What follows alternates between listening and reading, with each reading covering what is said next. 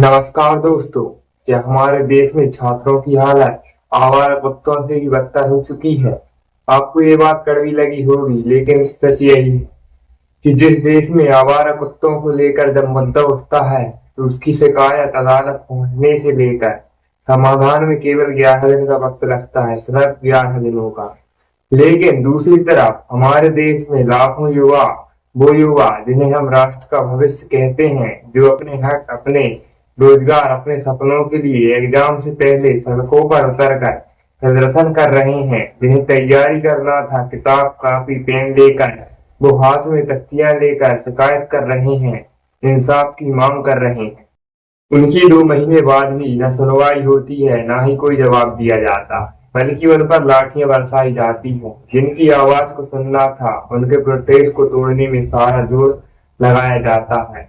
इसलिए हमारे मन में ये सवाल आ रहा है कि क्या इस देश में छात्रों की हैसियत वो सड़क के आवारा कुत्तों से भी बदतर हो गई है? क्योंकि आवारा कुत्तों का मामला जो है वो सुप्रीम कोर्ट तक पहुंच जाता है। लोग सड़कों पर आते हैं, वो पत्तियां उठा लेते हैं, लेकिन उसी देश में शिक्षक से लेकर छात्र तक सड़कों पर पीटे जाते हैं, उन पर लाठियां चलाई जा रही हैं।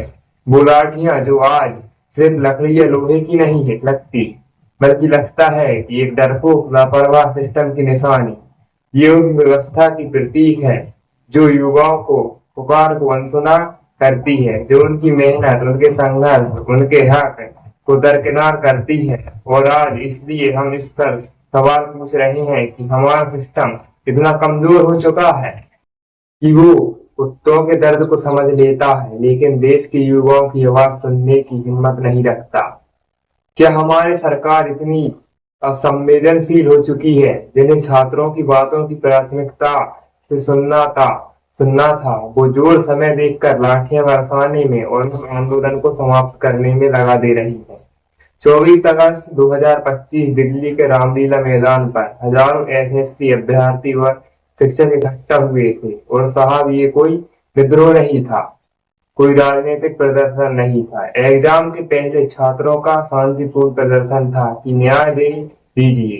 क्या मांग रहे हैं आपसे? यही तो मांग रहे हैं कि आप जब यूपीएससी का एग्जाम करवाते हैं तो वहां पर सब नीट एंड क्लीन होता है, तो हमारे वाले एग्जाम में भी सब नीट एंड क्लीन करवा दीजिए। सिस्टम वहां पर जाए जहां पर व्यवस्था हो पहुंचने की, एडमिट कार्ड टाइम से मिले, कीबोर्ड खराब ना हो, पेपर लीक ना हो। बुनियादी बातों को लेकर ये छात्र मांग कर रहे थे, और ये कोई गलत नहीं था। ये शर्म की बात है कि छात्रों और शिक्षकों को इन बातों को लेकर सड़कों पर उतरना पड़ रहा है। कुछ दिन पहले भी उतरे थे, इस बार भी फिर भी वही हुआ। दिल्ली पुलिस की बर्बरता सामने आई, 44 छात्रों को हिरासत में लिया गया। आंखों देखा हाल ये बता रहा था कि पुलिस ने प्रदर्शनकारियों को खदेड़ा, कुछ को डराया, कुछ को पीटा। आनंद विहार के बस स्टैंड पर छात्र रात को यूं ही पड़े थे, पर सवाल उन तस्वीरों को देखकर हमारे मन में आ रहा था कि क्या यही लोकतंत्र है?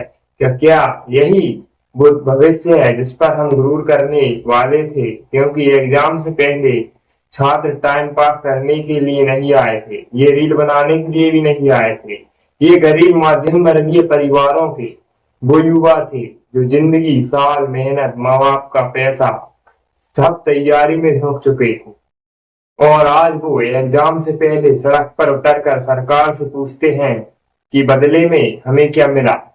24 अगस्त को हजारों एसएससी, रेलवे के छात्र, शिक्षक और तमाम कॉम्पिटेटिव एग्जाम के छात्र इस मांग को लेकर उठे थे कि भर्ती की प्रक्रिया में जो गड़बड़ी हो रही है, और गड़बड़ी की कौन सी सर्वर प्रॉब्लम की है, गलत सेंटर की है, पेपर लीक होने की है, उनको लेकर आप इंश्योरेंस दे दीजिए कि आगे से ये गड़बड़ी नहीं होगी। वैसे आपको इन छात्रों की मांग सही लगी है गलत, कमेंट में जरूर बताएं। धन्यवाद। हमारे चैनल को सब्सक्राइब करें।